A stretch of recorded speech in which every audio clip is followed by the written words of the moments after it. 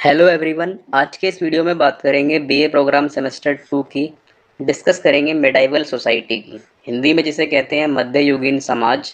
आज हम पढ़ेंगे यूनिट 2 का चैप्टर 3 जो हमारा है इस्लाम का उदय। इसको विस्तार से डिस्कस करते हैं। सिलेबस आप ज़रूर मैच कर लें। टोटल 3 यूनिट है इस सब्जेक्ट की। फर्स्ट यूनिट कवर कर चुके हैं हम दोनों चैप्टर फर्स्ट यूनिट के।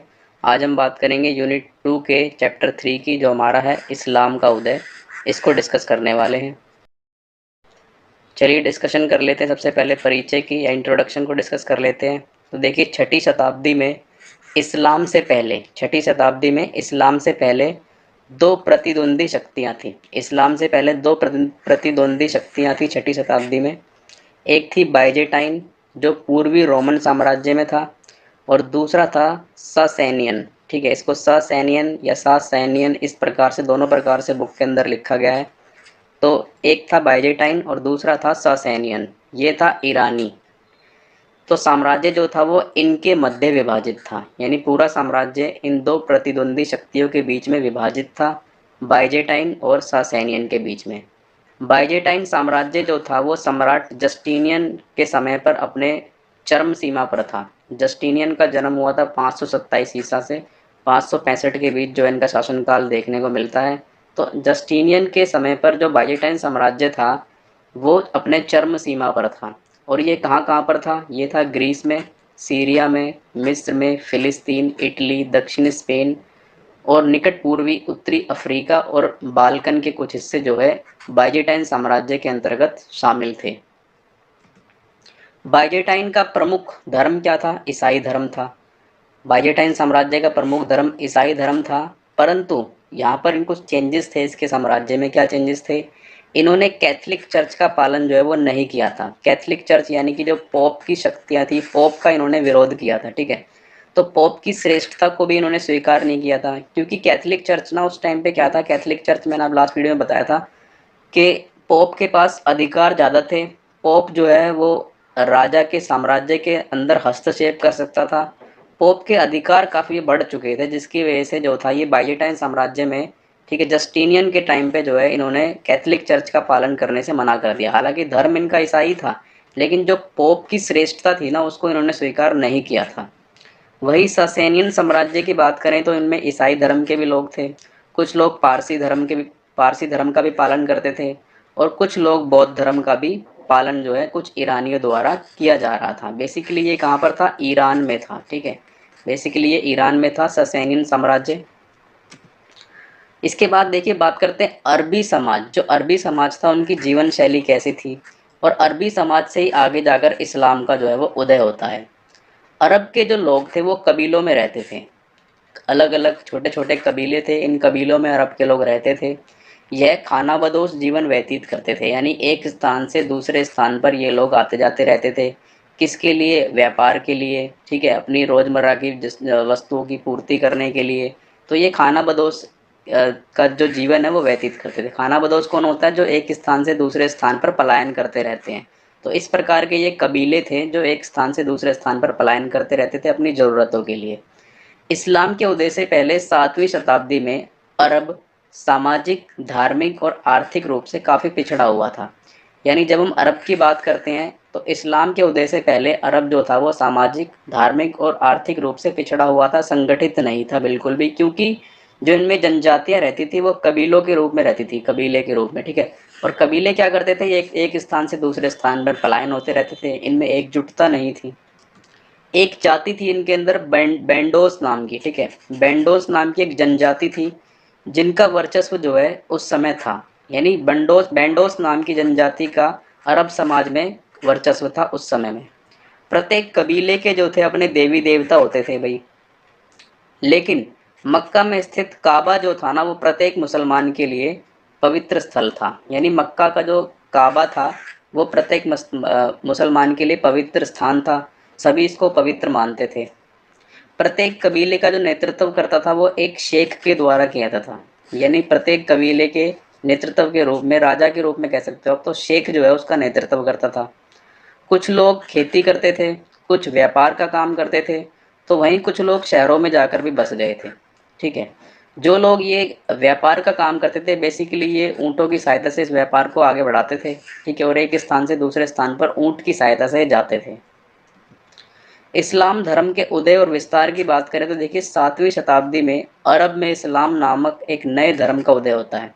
इस्लाम धर्म जो है वो काफ़ी पुराना धर्म नहीं है, लगभग 1400 साल पुराना ही इसका इतिहास है, ठीक है।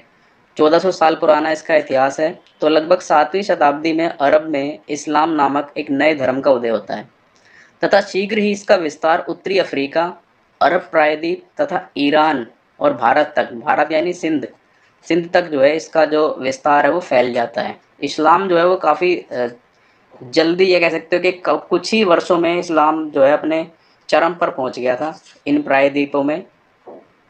इस्लाम को जो स्टार्ट किया था, इस्लाम को जो लेकर आए थे, वो लाए थे पैगंबर मोहम्मद साहब। पैगंबर मोहम्मद साहब के द्वारा इस्लाम को स्थापित किया गया था। पैगंबर मोहम्मद साहब का जन्म हुआ था 570 ईस्वी में। 570 ईस्वी में इनका जन्म होता है और 632 ईस्वी में इनकी मृत्यु हो जाती है। तो 570 ईस्वी में जो है पैगंबर मोहम्मद साहब का जन्म होता है। लगभग 62 वर्ष तक इनकी उम्र रही थी। इन्होंने जो है इस धर्म के उपदेश को प्रचारित किया था, यानी इनके द्वारा ही इस धर्म को प्रसारित किया गया था, प्रचारित किया गया था, और इनके द्वारा इस धर्म को जो है वो आगे बढ़ाया गया था। इस्लाम, इन्होंने देखो क्या क्या उपदेश दिए। इन्होंने कहा कि भाई इस्लाम जो है वो एक ईश्वर की उपासना पर जोर देता है। उस समय था क्या कि कबीलों में अलग अलग कबीलों में विभाजित था अरब, ठीक है। तो अलग अलग कबीलों के अपने अपने देवी देवता थे। तो उन सबको एकजुट करने के लिए जब पैगंबर मोहम्मद के द्वारा इस्लाम धर्म को स्थापित किया गया, तो इन्होंने जो अपनी नीति, यानी कि इन्होंने जो अपनी शिक्षाएं दी, इन्होंने जो बताया भाई कि इस्लाम जो है वो एक ईश्वर की उपासना करता है, यानी हम सबका जो है वो ईश्वर एक है, अल्लाह, ठीक है। तो हमें इसी की उपासना पर जोर देना चाहिए और हमें एक ही ईश्वर की उपासना करनी चाहिए। इसके बाद उन्होंने कहा भाई इस्लाम की एक पवित्र पुस्तक होती है कुरान, ठीक है। इस्लाम की एक पवित्र पुस्तक है कुरान। मुस्लिमों का विश्वास है कि स्वयं, मुस्लिमों का विश्वास है स्वयं अल्लाह ने कुरान का इल्हम, इल्हाम जो शिक्षा जिसे कहते हैं, ठीक है, शिक्षा जिसे कहते हैं, वो मोहम्मद साहब को दिया। यानी मुस्लिमों ने कहा, मुस्लिमों का विश्वास है कि स्वयं अल्लाह के द्वारा जो शिक्षा दी गई थी वो मोहम्मद साहब को दी थी, ठीक है। और मोहम्मद साहब ने इस धर्म को स्थापित किया और मोहम्मद साहब ने फिर जो है मुस्लिमों के बीच इस धर्म की शिक्षाओं को बांटा। तो मुस्लिमों का ये विश्वास है कि मोहम्मद साहब को स्वयं अल्लाह ने जो है ये शिक्षा दी थी, किसकी, कुरान की, ठीक है। कुरान को इस्लाम में सर्वोच्च दर्जा प्राप्त है। जिस प्रकार से हिंदू धर्म में गीता को सर्वोच्च दर्जा प्राप्त है, ठीक है, क्रिश्चियन धर्म में बाइबल को प्राप्त है, इसी प्रकार से मुस्लिम धर्म में कुरान को प्राप्त है।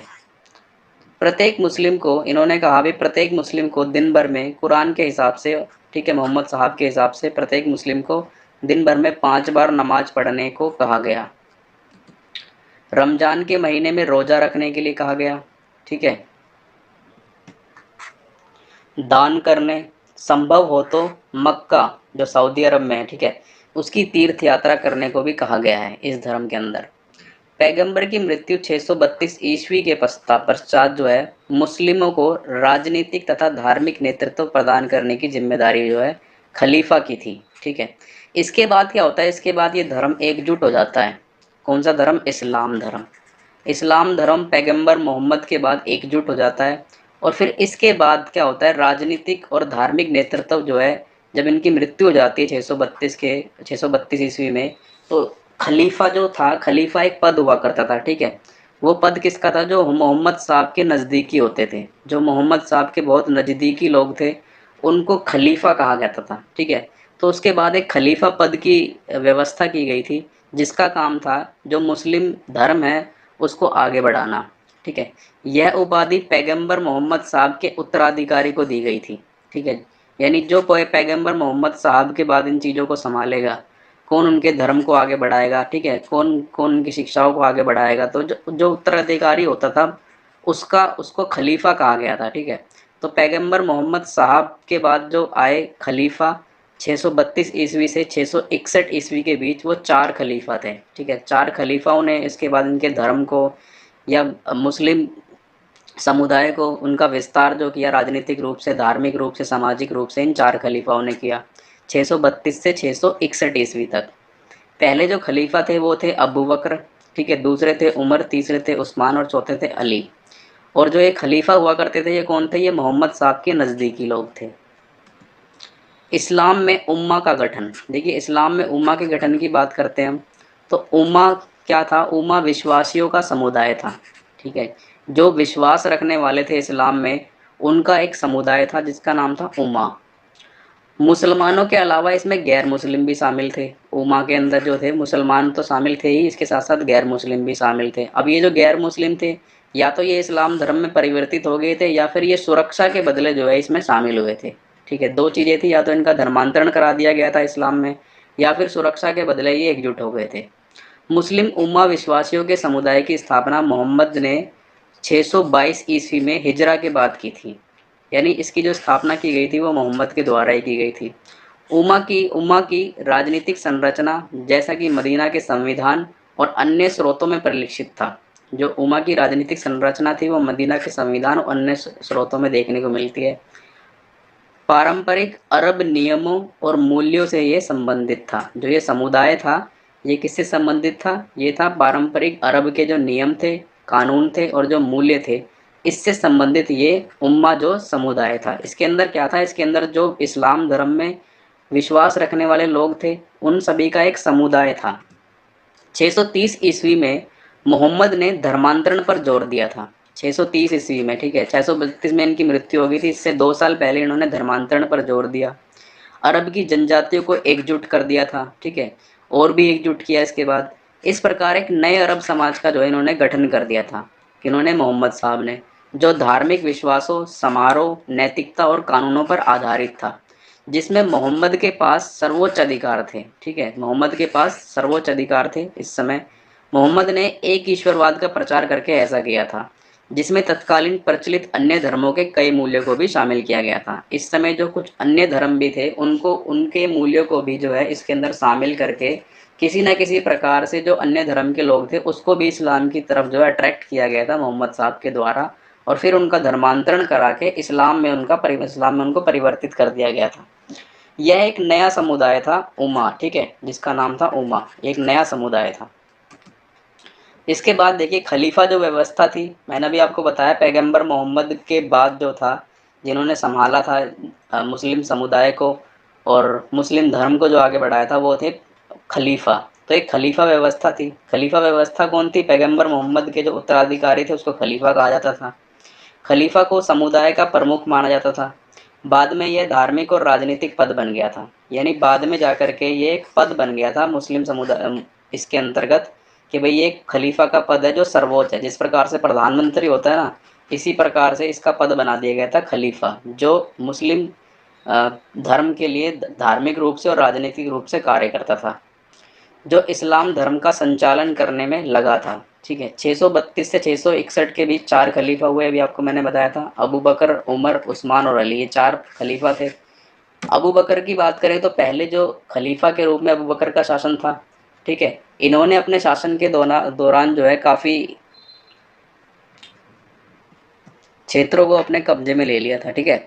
अपने शासन के दौरान अबू बकर ने उमा के अधिकार को फिर से यथास्थापित किया, यानी कुछ उमा के जो अधिकार थे उनको इन्होंने फिर कुछ में एडिशन करके दोबारा से लागू किया गया। पूरे प्रायद्वीप में मदीना का नेतृत्व जो है स्थापित किया गया। इस्लाम पड़ोसी देश जो था वो सीरिया में फैल गया। जब अबू बकर के लोगों ने दक्षिणी सीरिया में बाइजेंटाइन सेना को हराया और वहाँ पर भी इन्होंने इस्लाम को जो है स्थापित कर दिया। अबू बकर ने अरबों को एक अच्छी लड़ाकू सेना के रूप में संगठित किया था, यानी इस समय आते आते क्या हो गया था कि भाई इस्लाम का प्रचार प्रसार करना है, ठीक है, क्षेत्र की दृष्टि से, धर्म की दृष्टि से, समाज की दृष्टि से जो है इस्लाम का प्रचार प्रसार करना है। तो अबू बकर ने क्या किया था? बाइजेंटाइन पर हमला किया और बाइजेंटाइन की सेना को हराकर वहाँ पे इस्लाम का परचम लहराया, ठीक है, और इस्लाम धर्म को वहाँ पर स्थापित कर दिया। अबू बकर ने क्या किया था भाई? एक अच्छी लड़ाकू सेना संगठित कर ली थी इस्लाम के लिए, ठीक है। 634 ईस्वी में अबू बकर की मृत्यु के बाद उमर जो है खलीफा बने, उसके बाद उस्मान खलीफा के रूप में चुना गया और इन्होंने फिर इस्लाम धर्म को आगे बढ़ाया। उम्मयद वंश की बात करें तो इसके बाद देखिए आता है उम्मयद वंश। अब ये उम्मयद वंश क्या था? तो उम्मयद शासक इस्लाम के मुखिया यानी खलीफा सन 661 से 770 तक ये रहे थे उम्मयद वंश। ठीक है, उम्मयद वंश कौन थे? इस्लाम के मुखिया, यानी ये जो खलीफा बाद में बने थे उम्मयद वंश, ये बने थे 661 से लेके 750 तक। मूलतः मक्का के रहने वाले उम्मियों ने अपनी राजधानी जो है वो दमिश्क को बनाया था। दमिश्क इनकी राजधानी थी। प्रथम 4 खलीफाओं के बाद वे सत्ता में आए थे, यानी जो 4 खलीफा मैंने आपको बताए थे, इसके बाद जो सत्ता में आए थे वो कौन आए थे? उम्मयद वंश के खलीफा सत्ता में आए थे। इसके बाद खिलाफत जो था वो वंशानुगत हो गया था। उनके शासन के काल में इस्लामिक सेना को सैनिक सफलता बहुत मिली और वे उत्तरी अफ्रीका होते हुए स्पेन तक पहुंच गए। यानी इसके इनके काल को यदि हम देखें तो यहाँ पर आपको क्षेत्रवाद ज़्यादा देखने को मिलेगा और इस्लामिक सेना ने जो है उत्तरी अफ्रीका में होते हुए स्पेन तक अपना फैलाव जो है कर दिया था। इसी काल में मुस्लिमों ने मध्य एशिया सहित सिंध पर 712 तक अपना अधिकार कर लिया था, यानी भारत तक ये लोग जो है 712 तक पहुंच गए थे। उम्मया वंश में 14 शासक हुए थे जिन्होंने 90 वर्षों तक शासन किया। जो उम्मयक वंश के शासक थे उनमें 14 शासक हुए जिन्होंने 90 वर्षों तक शासन किया। उम्मय वंश के शासक राजनीति में विश्वास करते थे। ठीक है, क्षेत्रवाद में विश्वास करते थे, यानी कि अपने क्षेत्र को किस प्रकार से बढ़ाना है, किस प्रकार से इस्लाम को आगे लेकर चलना है, और इनका एक लक्ष्य था कि जितना ज़्यादा हो सके उतने पृथ्वी के ऊपर इस्लाम के वर्चस्व को बढ़ाया जाए। उम्मयद के अंतिम जो व्यक्ति थे वो थे मरवान द्वितीय। ठीक है, मरवान द्वितीय मिस्र के एक गिरजाघर में इनकी हत्या हो जाती है, हत्या करा दी जाती है। ठीक है, और उसके बाद जो है उम्मयद वंश जो है समाप्त हो जाता है। इस वंश का अंत जो है कर दिया जाता है मरवान द्वितीय की हत्या के बाद। इसके बाद एक नया वंश राजवंश आ जाता है जो था अब्बासी वंश। इसके बाद एक नया वंश आता है जो अब्बासी वंश था। अब्बासी वंश की स्थापना इसके वंश के बाद हो जाती है। अब ये अब्बासी वंश क्या था? देखिए, अब्बासी वंश वालों ने ही उम्मय वंश के जो द्वितीय मरान द्वितीय जो थे उनकी हत्या कराई थी। अब्बासी वंशजों ने बड़ी चतुराई के साथ ईरानियों और शिष्यों के सहयोग से उम्मया वंश का नाश कर दिया और स्वयं जो है खलीफा का पद हासिल कर लिया। यानी उम्मया वंश को समाप्त करने वाले कौन थे? वो अब्बासी वंश थे। अब्बासी वंशों ने उम्मया वंश को समाप्त करके खलीफा के पद को प्राप्त किया। इस्लामिक इतिहास में अब्बासियों का शासनकाल सभी राजवंशों से लंबा रहा है। यदि हम इस्लामिक इतिहास की बात करते हैं तो सभी राजवंशों में इनका अब्बासियों का शासनकाल सबसे ज़्यादा रहा है। लगभग 500 वर्षों का शासनकाल इनका देखने को मिलता है, जिसमें 33 राजवंशों ने इसमें शासन किया था। उम्मयक वंश में 14 ने किया था और अब्बासी वंश में 33 राजवंशों ने शासन जो है इसमें किया लगभग 500 वर्षों तक। इनमें प्रथम 8 खलीफा कौन थे अब्बास वंश में? वो थे अब्बास सफवा, जिन्होंने 749 से 54 ईस्वी तक किया। उसके बाद अब्बू जफ़र मंजूर थे 754 से 75 ईस्वी तक। उसके बाद मेहंदी 775 से 85, हादी 785 से 86, हारून रशीद, ठीक है, ऐसी अमीन, मामून और मोहसिम। तो ये प्रथम 8 खलीफा थे जिन्होंने अब्बासी वंश को आगे बढ़ाया इस्लाम धर्म के रूप में। इस्लाम धर्म के रूप में अब्बासी वंश ने इसको आगे बढ़ाया। अब्बासी खलीफाओं ने बगदाद को अपनी राजधानी बनाया था। वहीं उम्मयद की बात करें तो उन्होंने दमिश्क को अपनी राजधानी बनाया था, लेकिन इन्होंने बगदाद को अपनी राजधानी बनाया था। ठीक है, अब्बासियों के 8वें खलीफा मोती सिम के साथ उसके वंश और राष्ट्र का गौरव जो है समाप्त हो गया और 9वीं शताब्दी के अंत में अब्बासी खलीफाओं का पतन जो है प्रारंभ हो जाता है। तो इस चैप्टर में हमने इतना ही देखा, इस चैप्टर में इतना ही पढ़ा। हम मिलते हैं नेक्स्ट चैप्टर में नेक्स्ट वीडियो के साथ। तब तक के लिए वीडियो को लाइक कीजिए, चैनल को सब्सक्राइब कीजिए। धन्यवाद।